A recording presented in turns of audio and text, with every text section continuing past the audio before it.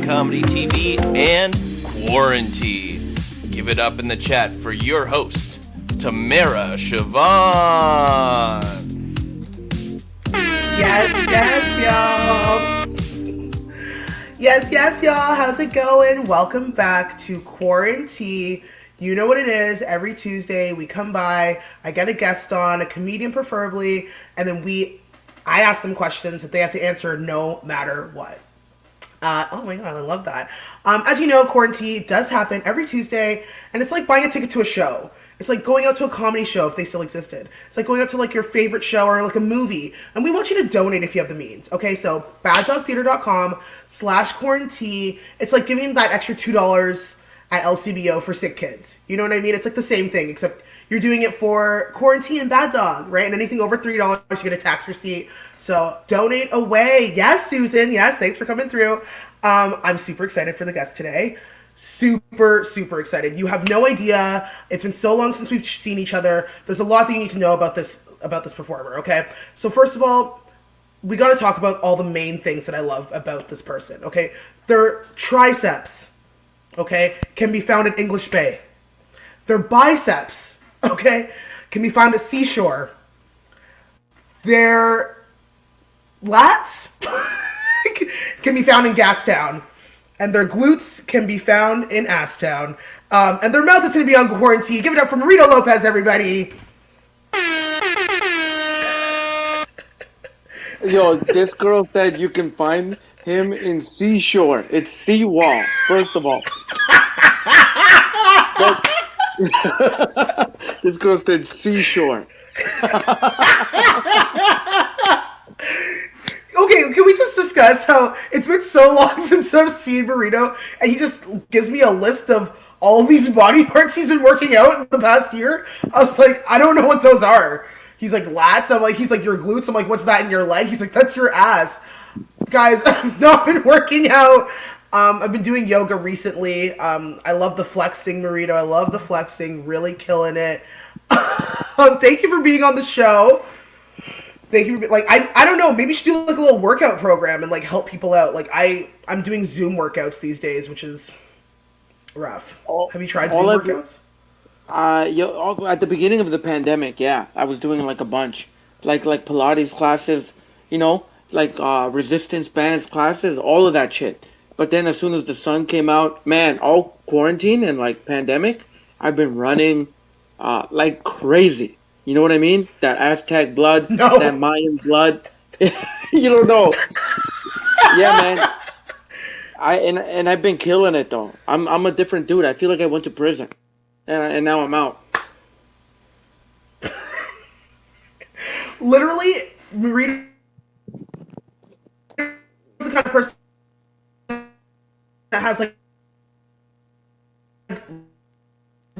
running apps. So, like he has apps where he like him and his friends like who's running the most. They try to figure out who's running the most, who's running the fastest. What app is that?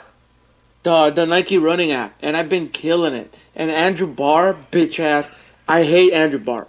Okay, first of all, because I was killing him so bad that he faked an injury.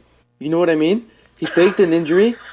So I felt sympathetic for the white man. I was like, oh, dude, I'm so sorry, man. I hope you get better.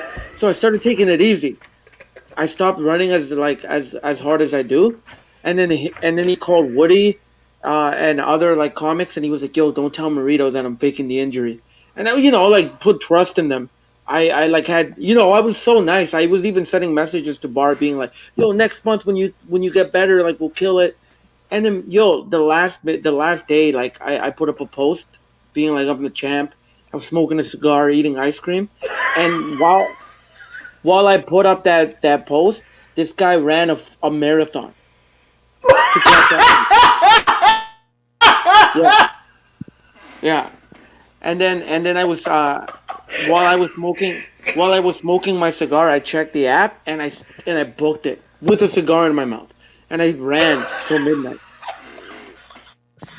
Yeah, He actually ran like 25 kilometers. yeah. 42. No, no. Yeah, Actually, and then I ran 30 to catch up to him. Yeah, and did you he, win? he no, no, because midnight came, so like the month was over. So yeah, I was so cheesed, yo. But that's how much of a punk he is. Like he got my sympathy. You know what I mean? And then after I showed him sympathy, I was showing him love, and so I stopped running because I was running like 10K a day. So I just took it down to 5 because I wasn't competing. Yeah, that guy's a yeah, man. Um, well, I'm gonna make sure Andrew Barr knows what I feel about that. I can't believe that. But you do look Yeah, good. I love that. Today we are going to talk about the system. yes, Okay. And we're going to talk about the system. The reason why I wanted to have you on the show is because you really inspire me in a lot of things that you do for your own personal well-being. You've gone out uh-huh. of your way to make sure that you stop drinking, live a healthy lifestyle. You have your cigars, but you do your thing. You have your good coffees, your nice teas. We've gone to a tea shop together.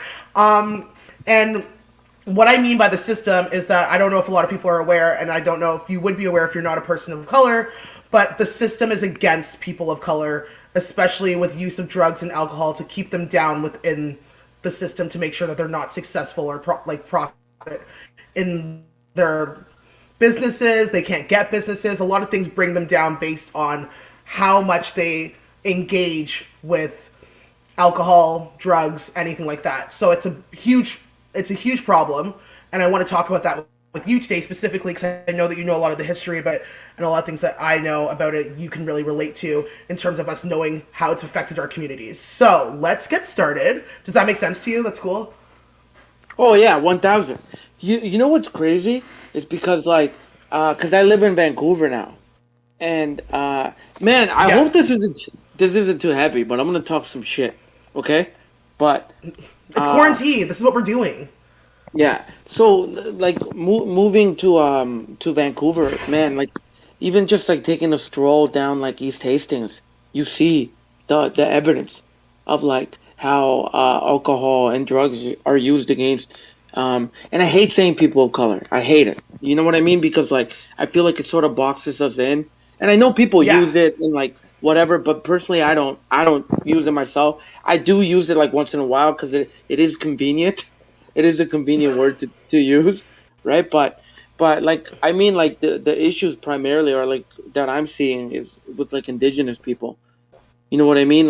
How it's just it's blatant genocide, man. It's out there on the streets, 100%. and it's crazy, man. And even in America, with the crack uh, uh, epidemic or whatever the word is that they had down there with African Americans and Latino Americans, it was crazy. And even AIDS, all that stuff, it was all in the inner city areas. And here in Canada and growing up in Calgary, I saw it too. Just in the West, how we treat First Nations people is insane.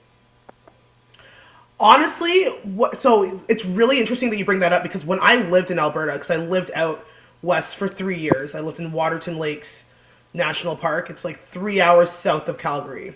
It's on the border of Montana, but it's in between Cardston and Pincher Creek. I don't That's know if crazy. you are familiar.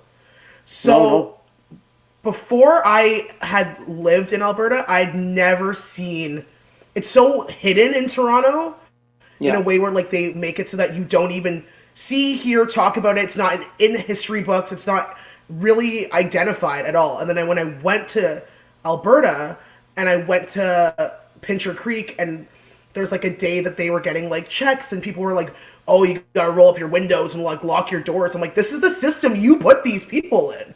Like, you can't make it like you're like disgusted. Like, what's going on right now?"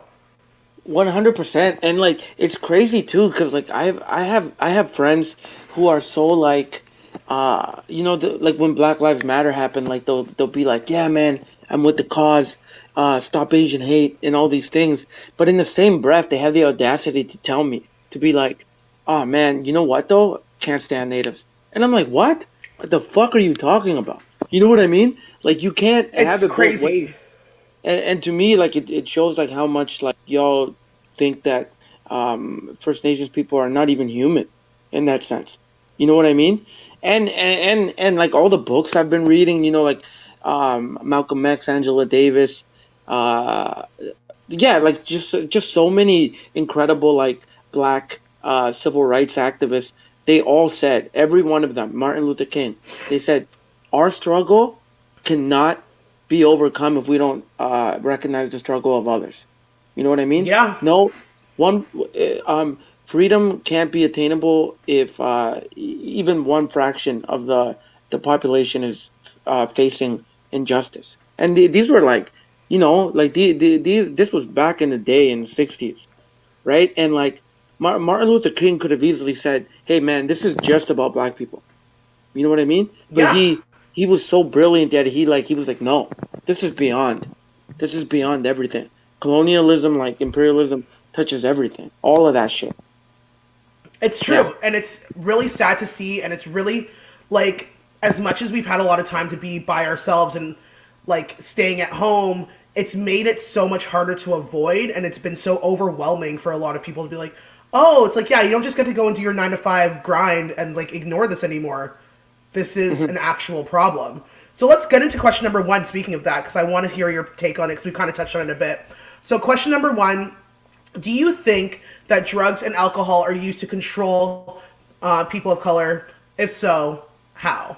So we kind of already got into that, especially Oh with like yeah. out west. Oh, Yeah, big time. Yeah, like I basically like answered it. It's like it's 1,000%. It was a thing, and like my sobriety means the world to me. Not only because I was a fuckhead when I would drink. I would do some of the I just some of the most shameful dumbass things. I could never sit back and like judge someone without acknowledging that I have fucked up issues as well. You know what I mean? I could never do that because I've just been put through the ringer of addiction, and even like being like like toxic masculinity. Like I've done everything. I am not a perfect human being, so I can never point my finger at someone like I haven't made mistakes. You know what I'm saying? And 100%. that awareness, I'm grateful as fuck for. You know what I mean? Because like that'll always I'll never be on a pedestal, fake woke. You know what I mean? Because like I Yeah, know I yeah. know what it's yeah I know what it's like to be the either be the butt of the joke or or the person who's in the wrong. You know what I mean? So and also I know how to have people forgive me. I know how to have like people give me a second chance. So like I'll always be grateful for that. I always believe in like making amends, and even like these people like the government and like the institutions who like controlled populations with drug mass incarceration, all these like awful things. Even they're worthy of forgiveness. You know what I mean? And I always think about that because like my mom always told me, I'll always love you, and that's what God is. And like and yeah, we may not have to love these people or like the awful crimes that have been committed against the world, but something up there does, which is Yeah. like at the end of the day, and like that's impossible. So that's why we leave it to God. You know what I mean? Yeah. Because it's hard to do that. It's hard to forgive, right? But anyways, And Another thing too. What the fuck was I saying? Oh yeah, yeah, yeah. Like with controlling the POC stuff. Like, yo, do you remember? And look, I know this might sound anti-masky and all this shit, right? But do you know when all these motherfuckers were like on Instagram, like being like got vaccinated and like got the thing, and they were like putting it up and all that shit, Yeah. right? And every picture they would do the twist, Yeah. right? I got my jab and all that shit, and I'm like, look, man, look, I got vaccinated too. I'm gonna get my second one. I still wear my mask, but the thing is, like, given like the history of how like indigenous people like got like the smallpox blankets. Man, I come from like Mayan descendancy. Mayans barely even exist anymore. You know what I mean? Because they were It's killed off. crazy. They Yeah. were killed off with disease and all these things. So I will never be a motherfucker who will get on the Instagram and be like, got my vaccination. You know what I mean? I'm like, bro, get the fuck out of here. That's how like all these people are like, Black Lives Matter, Indigenous Lives Matter. Don't trust the government. But I got my vax though. You know what I mean? And it's like, yo, dude, cool, do what you gotta do, but shut the fuck up about that though. You know what I mean? Don't act like the government's had our back. Like, look what just happened. And Dude. and this isn't even meant to be funny. I'm not trying to be funny. Like the 215 dead children that they found. I'm like, man, fuck the What do you government. mean? Now. I'm just like, what do you mean found? Like, it's just insane to me. Like, this is like, you mean the people that you blatantly covered up and tried to hide, and this happens all the time? Yeah. Like, and Justin Trudeau just coming out of nowhere being like, oh, I'm so hurt. I'm like, bro, get off my screen. Like, you're not upset. And you know what's crazy too is that like when I can you hear me? Yeah. Yeah, when I got my vaccine, before I got it, sorry, I was looking in Toronto. Everybody was doing the pop-up ones and like getting the vaccine and like the Band-Aid and doing the picture, and I remember feeling jealous. You know what I mean? Like everybody was getting JFL and I wasn't. You know what I'm saying? Yeah, I started feeling so jealous. So like, and because I was sort of in a tricky situation because I'm in BC, but Right. I only have my Alberta ID, and I don't have my Ontario ID no more because I just haven't lived there in so long. So I was like, man, am I even gonna be able to get vaccinated? So I called up the hotline and I was like, yo man, can I get vaccinated here? And they were like, yeah, for sure. The only thing is that y- it's gonna be in Surrey, right? Which is like In outside of Surrey, it's isn't that like outside of a it's where all the brown people live. like that's I'm just like, did they do that because they like looked up what you looked like and sent you to a place where they thought you were gonna like I I'm don't just so even know. confused. But the thing is, so like Surrey is like Scarborough for Toronto. You know what I mean? Yeah, yeah. All black people, all brown people. Actually, more like Brampton because it's more brown people. So, anyways, I'm like, yeah, okay, whatever, man. I'll take it. So then I take the bus, all the way to Surrey. I go to the Fresco, and it's literally all brown people, right? And then Yeah. I call my girl, and I'm like, yo, man, I think they're gonna try to kill me because it's all brown people, That's right? and like for anyone that doesn't like understand what that But means, it's like there was a huge hesitancy among like among anyone that's like been anyone that's black,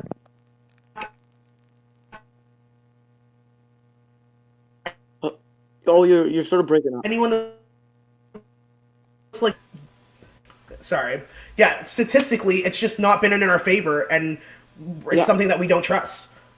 Yeah, yeah, yeah. And like, like whatever, like I was joking around. I remember I was eating like cherries in the line because it was in the grocery store. And and anyways, so then I go in and then the doctor's like, "Here, you just got to sign all this stuff. you're also going to be getting AstraZeneca. And I was like, AstraZeneca? What? Yo, I'm not even kidding. Like, Tamara, this is a straight up real story. And then after I'm like, yo, isn't that the one with the blood clots? Right? And then the doctor looked at me and he said, "Stop your blood clot crying. The kids, the dog, everybody dying. No lying." I'm just,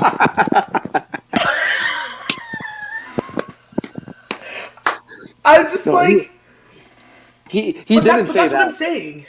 but he didn't Pretty say much that. though, he did. But he did give me the AstraZeneca, which is, and then I remember leaving the what's it called, the grocery store, and I had my little thing, right? And you know that like that part of your brain that wants validation, right? It was like you got to take an Instagram selfie, and I'm like, I'll be damned if I take an Instagram selfie, and I say, "Hey guys, I got AstraZeneca," and then and then the next hour I'm in the hospital with the blood clot. How bad would that look? But But but but I'm this is okay the though. thing though. I'm okay. Like You're nothing happened. okay. Yeah. You're okay, but to have to take a bus to where it's predominantly people of color in line getting the vaccination of the brand that is proven to be failing amongst a bunch of people is the same way that they had a bunch of Pfizer vaccinations in Scarborough, just decided Hmm. not to deliver them, had to cancel 20,000 appointments because they're like, do people in Scarborough really need to live? Yeah. Or should we send that over to, Forest Hill? And that's literally what happened. They were like, oh, sorry, we miscounted, and there are no vaccines anymore. And all these people had bookings, booked in Scarborough, 20,000 cancellations in one day. Like, what's going on? Yeah, man. It's crazy. But anyways, yeah. That's just like that's why I wasn't so like quick to jump on uh IG and like share that because it's like yeah, man. I look, man. Here's the thing. Bottom line is um like and even like when people of color when they're like yo man I'm not gonna listen to the government like the government's been fucking us this whole time and it's like yo bro we've been following white people's rules man you know what I mean don't act like this is a new thing yo it's just it's like a sad reality right like yeah and it's like yeah I'm gonna do it I'll do whatever the fuck y'all want. You know what I mean? Like, if you want me to put on a mask, if you want me to go do all this shit, I'll go do it. But the second you take my money away, the second you stop that CRB, I am going to Parliament Hill and killing everyone. So the minute you take my bag away, I'm No, murdering. I'm murdering everyone, and I'm not even kidding. And I'm saying that the most jacked I've ever been, the yeah, most you brown I've are. ever Shut been. up. I hope everyone watching knows Marito's joking because this is like, I am joking, but yeah, he is but still a comedian after all. We're just, how gangster was that statement? I'm like, I'm killing everyone. I was like, oh my god, Doug Ford, is that you? Okay, question number 2, and yeah. So, in your opinion, what is the difference between the opioids crisis and the crack epidemic? Um, I'm gonna be honest. Like I don't know too much about like I can't give you like a crazy brilliant answer because I really don't like no like too much. I know more about like the crack epidemic because I like a lot of the authors who I love like Angela Davis. Um, like for a lot of former Black Panthers, like they always talk about that and how it affected like the Black community and the Latinx community. But um, but from what it sounds like, from what I know, what I can gather is that like crack was used for to like destroy inner city neighborhoods, whereas the opioid crisis seems to be affecting white people more. Yeah. So Yeah. so I'm gonna like read like so. I know a lot of people have their different opinions and emotions surrounding Dave Chappelle, but Sticks and Stones was a really great special that he did because it addresses this. So I'm going to read this quote to you that he had there. So this is an opioid crisis. So this opioid crisis is a crisis, Chappelle said. I see it every day. It's ruining lives. It's destroying families. Sadly, you know what it reminds me of seeing? Reminds me of seeing it. It reminds me of us. Right? These white folks look exactly like us during the crack epidemic. Yeah. It's wild because I have insight into how white communities must have felt watching the black community go through a scourge of crack. Because I don't care either. Hang in there, whites. Just say no, he said. What's so hard about that? Because that's what they were saying. And it's such a crazy, like, people were watching that, and I was watching that with someone that I was seeing at the time when it first came out, and they didn't get it. They're like, okay, yeah, like, no, like, the opioid crisis is crazy, and we do care. And I was like, it's only being made public and becoming an epidemic because everyone wants to save these, like, white youths from, like, wherever they are doing these, like that's when Noxalone kits started coming out. Go to your pharmacy, go get that. But when all this crack stuff was happening, they're just like, I don't know, I guess, like, that's on you. Just say no to crack. It's super easy. But now it's like, it's affecting all these people, and they're like, we gotta figure this out. We gotta crack down on this. We gotta save all these people. I'm like, where was that kind of light for us? Where was that love for the black community? Yeah, yo, but that love for... But straight the fuck up, like that's why it's so infuriating. You know what I mean? Because like when you look at the Ronald Reagan era, every time like people talk about like how wholesome and like great America is, they always talk about the Ronald Reagan era and like say like his wife being like say no to drugs. She's riding the horse and just being like stay off of drugs. Like just say no. It's that easy. And it's like, no, man, y'all are the one who implemented this. Y'all are the ones who, like, are destroying the neighborhoods with this so-called war on drugs, but it's not a thing. You know what I mean? Like, y'all should focus on the war on poverty, and it's like, you guys did this. You know what I mean? And it's like, and it's the same thing with, like, our indigenous communities. It's like, y'all did this. Right? Yeah. Y'all are the ones who did this. This is because of you. And it's like, you're trying to like turn it on us. That's why I think it's so funny, that a majority of like anti-maskers are white people, right? Because it's like, oh, y'all care about this? This is what y'all are fighting for? You know what I mean? And it's like, nah, man, look, there's real shit happening, like in the world right now. That's like, it's insane to me. And I was walking down the beach. The other day in Vancouver, and there was like a rally of white people, and they were like power to the people, freedom, and all this shit. And I was with Dino Archie, and me and Dino were like, yo, how funny would it be if we just got on the mic and we were like, unify the white people, me no wanna wear no mask. White emancipation, and then they just look at us and they're like, what the fuck? But then they start dancing. Then they start dancing. Yeah. It's crazy. It's crazy because I'm like, it's just really interesting to watch. Like that's the freedom that they feel like they're being robbed of, and it's like, imagine you lived in a system that was set up to make sure you don't succeed ever, and this is what, like, you think your freedom is being infringed on right now.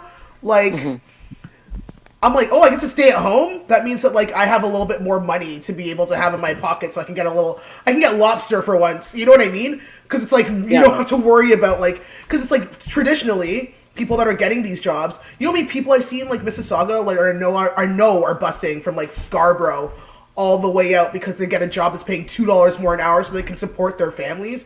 Like, that's just not something that happens to a lot of people that are not people of color.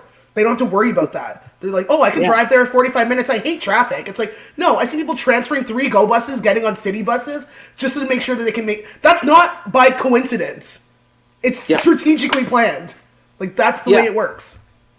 Yeah, 100%, man. And like, you know, like, Chappelle, like, gets a lot of flack, too, obviously, because he, like, says things that people don't like, but... I love that bit that he has. You know, like where he talks about the opioid epidemic. But even like even though I think that that joke is brilliant and it's so funny, and I do agree with what he's saying, I still have sympathy for opioid addicts, whether they're white or black. Well, You know what I that mean? well, that's yeah. Just because I'm an addict myself. You know what I mean? So like I want to help whoever I can. But that's why like and maybe I'm saying too much or correct me if No, I'm not wrong. at all. Or correct me if I'm wrong. Like that's why I think like comedians need like people need to back off of comics like uh like that because it's like at the end of the day there are jokes. You know what I mean? And whether you support them or not, what you should worry about the most is what the fuck are you doing? What are you doing in your life? How are you helping the community or trying to make things better? Yeah, you can laugh at a joke, but at the end of the day, what are you doing in your life? You know what I mean? Because I laugh at that joke that Chappelle just said about like looking at opioid addicts and being like, well, tough luck. Here you go. You Yeah. know? And Why don't you just and, quit?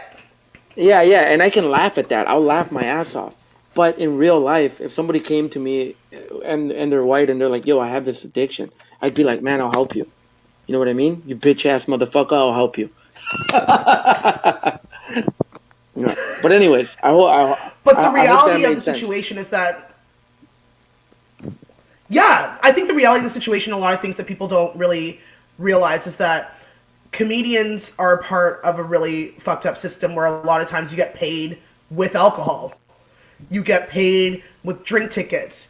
You get put into the system where you kind of, like, there's so many comedians that are clean or are now sober because if you perform in that environment, you get kind of like baited into drinking and being out and doing things all the time that are harmful to your body, and no one says anything about it, and everybody just lets it happen. You think getting $20 is gonna like make me be like, yeah, I love being a comedian, and then you get a couple drink tickets, but like that's a perpetuating cycle. Like we are the bottom of the totem pole for performers, in the sense where it's like it's hard to get out of that system that you're in. An actor's not gonna be like, oh, I guess I have to take these drink tickets to do Home Alone. Like, no, that's not what's happening, right? But like when you're going and you're taking a streetcar, subway, and you get there, like we can't pay, but we have like two drink tickets. You're like, I guess I have to drink, Yeah. right? And that's Yeah, why every no, time you used to come to my show, I was like, yo, what tea do you want? Like, what do you want? Because I always make sure that you had whatever drink you wanted, and you didn't feel like you had to. Like, oh, so now I'm not worth having I can't get a tea? Because a tea's like $4, and a beer's like $2. Like, no, just give them the beers. It's like, but he doesn't drink, so get him a tea. What the hell's going on here? No, yeah, you're the best, man. I remember bitch ass Morgan Flood. One time he was like, "Here's a drink ticket," and I was like, "Oh, thank you, man." And he's like, "Wait a minute, you don't drink?" And then after I was like, "Okay, yeah, but can I get a water or something?" And he's like, oh, "I don't know. I know you can't get one with a drink ticket." And then he like walked away, and I'm like, "You're a bitch ass motherfucker, bro." And you know what? And a lot of people like Morgan. A lot of people, he's a lot of people's agents. But I will never forget that. I'm a petty motherfucker. You know what I mean? I'm like, oh yeah. Guess what? Anytime I go on a live, I'm gonna say fuck Morgan Flood. It's quarantine. It's quarantine. We're out here in these streets. We kind of touched on this last question, but I'm gonna just throw it out here just in case people don't know what the meaning of this is. It'd be good for you to. You kind of touched on it a bit, but what does mass incarceration mean to you, and how does the system work against people of color? Man, these are heavy ass questions. Do you ask questions like this to everybody? Yeah. Yo, honestly, dude, Tamara, I love it. It's dope. Yeah. So again, you know what's crazy is that like, prior to this year or like everything shutting down, I don't think I would have been prepared to answer any of these because I always talk the talk. You know what I mean? Yeah. but then this like shutting down of everything forced me to sit down and read. So I learned about mass incarceration, Jim Crow, slavery, like the Emancipation Proclamation, like all these crazy things. Like, yo, everything we were taught in school is a lie. Yeah. Like, Oh it's yeah. either a lie, an exaggeration, or it's just like tad bits of information. You know what I mean? Yep. So like, yeah, even up here in Canada, like the way we honor like Sir John A. Macdonald, the residential school system just was like they made it seem like it was like camp. You know what I mean? Like all this I fucking know. bullshit. But It's but the thing is, crazy. the thing with the mass incarceration, like when people always tell me, well, it's not that bad no more, man. Why are people so why are people so like hell bent on race? Why are people so hell bent on slavery and things that happened hundreds of years ago? And it's like, no, dude, it's still happening. Like systematic racism is a thing because it's literally in the system. It's ingrained. It's built for that. So after slavery was abolished, they put Jim Crow, right? Mhm. And then after the civil rights movement got rid of uh, after the civil rights movement, when they got rid of Jim Crow, then they were like, how are we gonna still control these people? So they thought of mass incarceration. They took away your rights when you became imprisoned, so technically you become a slave to the government, right? Yeah. And guess who they targeted with that new law? Black people, Latinx people, and yeah, yeah. So That's it just the main two. Yeah. yeah, and So well, like to be one bluntly clear, it's mostly black people, but uh, yeah, it's like yeah, man, it's crazy, it's insane, because people are like, yeah, but that was so long ago, and it's like you're insane because it's still happening today, even it's worse, happening even more than ever. Yeah. It's yeah, like it's brutal. It's like yeah. you have like a joint on you and you're a black man, you're going away for like 25 years. And that's the thing, right? The three strike rule, and all the people that we used to like put on pedestals, like the Clintons, uh, Oh, the like Clintons are the what made it worse. yeah, and you know why? Yeah, and a lot of people like get mad at the Clintons, like it's only them, but literally the Clintons were competing with the Republicans. They're like, we want to be more tough on crime. So listen, it's never about helping what's it called, people of color, people who are impoverished. It's always about how can I make the most money, and that's what Yeah. Clinton and them wanted. It's not just them. It's literally all of them. It's built in the system. Even Obama. I'm sorry. Same thing. You know what I mean? Like that's why it's so disheartening, right? Because it's dope, man. It's dope when Obama becomes the president or Kamala Harris is the vice president. Because it's so that's how hard it is for us to get a seat at the table. You know what I mean? It's So crazy. yeah. So but then when you like step back and you like uh get back to reality, it's like oh they're part of it too though. You know what I mean? Yeah. Yeah. You can't really not be a part of it. That's the problem, right? There's Yeah. no way for you to not really be a part of it. And what it comes down to is even when Obama was running for office, that was the craziest time when people started realizing like, oh, mass incarceration's a thing because those people that got released from prison couldn't vote and they were all black. So it's Yeah. like the one time they're like, oh, we can vote. They give these people like 10, $20 and they just let you back out there. You can't get any high paying job. You're not allowed to vote. You don't have your freedoms. And that's it. They're like, okay, well, good luck for the rest of your life. You literally can't succeed. And everyone's Yeah. like, well, it doesn't happen anymore. I'm like, it literally happens more than ever. Like, Yeah. go to Chicago and tell me that doesn't happen. Yeah. Yeah. And it's constant, man. It's constant. And that shit like uh Angela Davis, she has a book called Abolishing Prisons. And I've read that. yeah, it's insane. Angela Mm. Davis is the GOAT. Mm-hmm. I love Angela Davis so much. But it's just really sad to see, and it's like something that like I think us even just talking about it makes people a lot more aware of the fact that it's even this deep. A lot of people just the Yeah. problem with media and the problem with like the way we get information is that if you don't want to do the work, you're gonna get the very bare bones information. That's just how it is. You're gonna watch One the hundred news. percent. I remember I was like when I was reading a lot, I would post on Instagram like the books that I was reading. You know what I mean?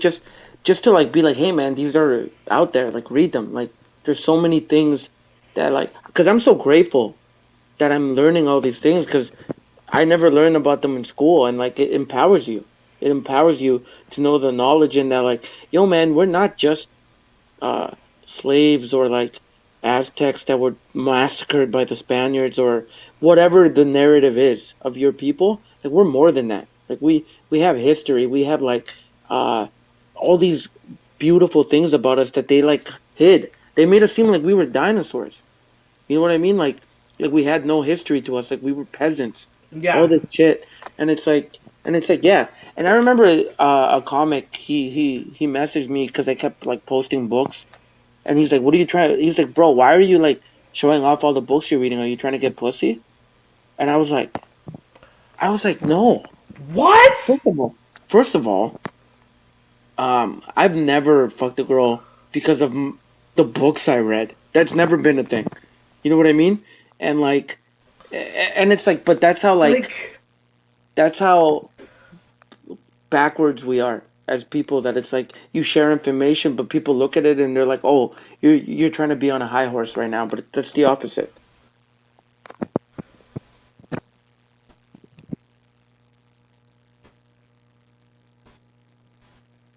I think you blacked out. Yeah, you froze.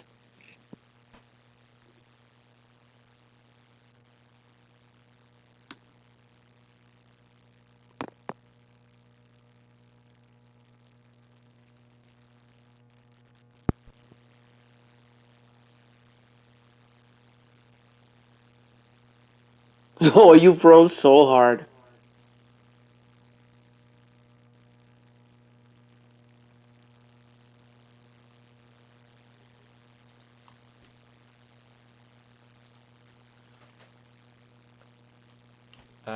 Hi everyone, I'm Connor. I tech this show. Marito, is Tamara still frozen for you?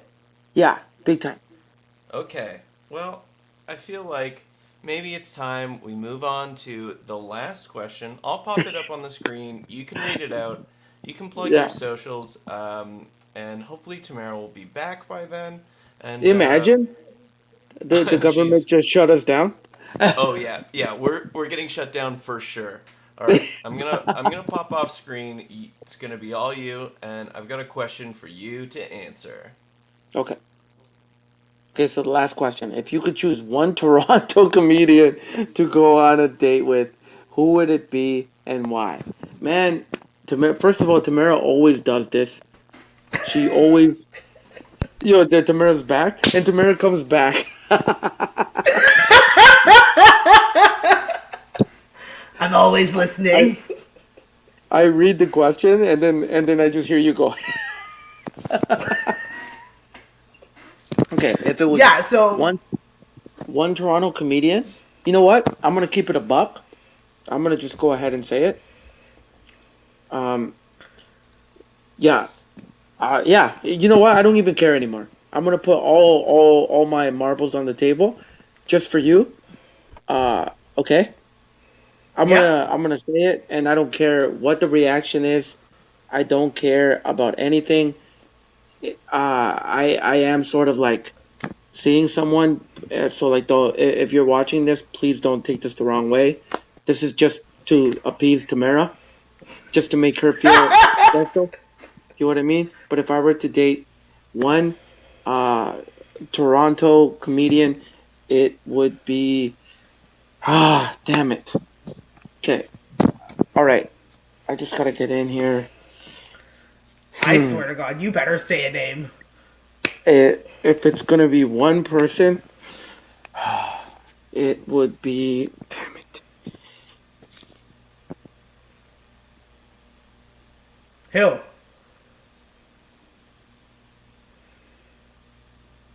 I know you're not frozen. Don't even try that with me. I know you're not. I know what it's like to freeze. It would be Fanny RK. Fanny RK. Oh my god. I'm going to clip that, send that over to Fanny, let her know what's up. That's what we do here. Spilling the tea on Quarantea. Thank you so much, everyone, for watching. This has been a really intense one, but it's been really one of my favorite episodes so far. Please, if you want to donate and if you have the means, please go to baddogtheater.com/quarantine. Throw us whatever you can. Anything over $3 gets a tax receipt. It's like getting a ticket to a show, or like us reading a whole book for you in 40 minutes, which is pretty much what it felt like today. Marito, thank you so much for being on the show. Really, really appreciate it. There it is. That's the handle. No Champagne Poppy, as you know, no longer drinking. Again, please remember his triceps are at English Bay. His biceps are apparently not at Seashore, but his lats are in Gastown and his glutes are in Asstown. And he was on Quarantine. That has been the show. Give it up to Connor for doing such amazing tech work, as always. And feel free to follow Marito, see what he's up to. He does have a podcast called Strictly Beloved. That's on all platforms. Make sure you go and check it out. That has been Quarantine. Bye, y'all.